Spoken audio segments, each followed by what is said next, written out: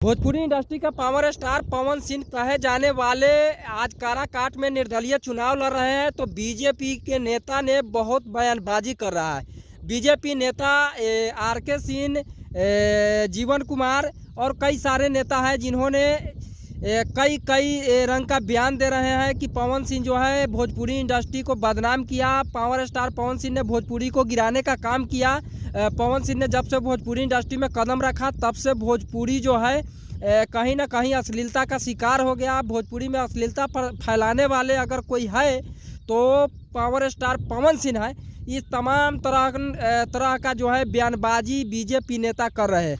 लेकिन बीजेपी के स्टार प्रचारक पवन सिंह ने 10 साल था तो बीजेपी को ये नहीं बुझाया कि पवन सिंह ने अश्लीलता फैलाया, कि अश्लीलता गाना गाया।